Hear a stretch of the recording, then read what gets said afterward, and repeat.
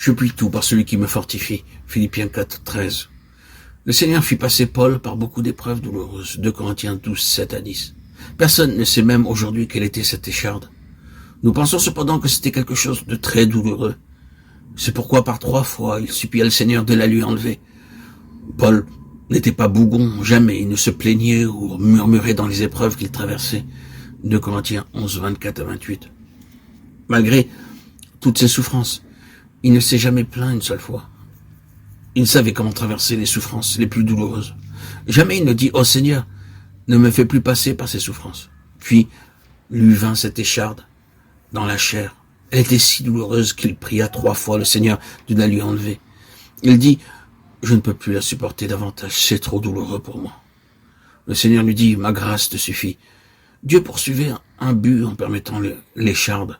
Tout d'abord, le garder humble afin qu'il ne s'élève outre mesure. Ensuite, pour lui démontrer la puissance de la résurrection. Dans Philippiens 4, 11 à 13, il dit « Je puis tout par celui qui me fortifie. » Il y avait des jours où il était privé de nourriture et assailli par d'autres besoins. Cependant, il fut fortifié dans toutes ces épreuves. Dieu permet dans nos vies beaucoup de situations et de circonstances douloureuses afin que nous puissions expérimenter sa fidélité et qu'en nous pénètre davantage la puissance de la résurrection.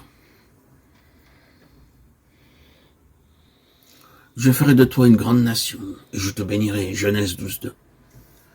Pour déployer la puissance de la résurrection, Dieu fit attendre Abraham jusqu'à ce qu'il devint vieux et que sa femme ne soit plus en âge d'avoir des enfants. À moins que Dieu ne plaçât une vie nouvelle dans ces 2 corps, il ne pouvait pas avoir un fils.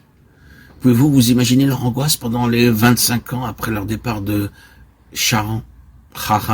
Abraham était juste, mais il n'avait pas de fils. Genèse 12, 2, 15, 2.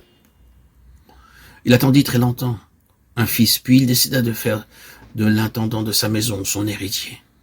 Il passa par les épreuves et la souffrance pendant plusieurs années. Des gens incrédules se moquaient de lui, disant « Tu dis que Dieu fera de toi une grande nation.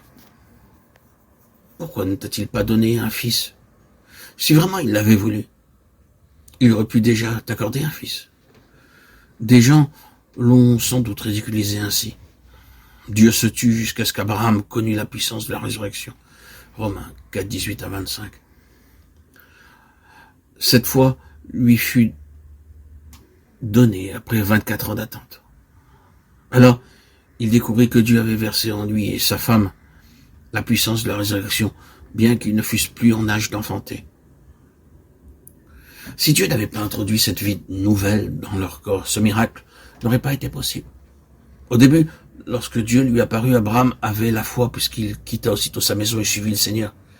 Mais le Seigneur n'était pas satisfait. Il voulait la foi qui réclame la puissance de la résurrection.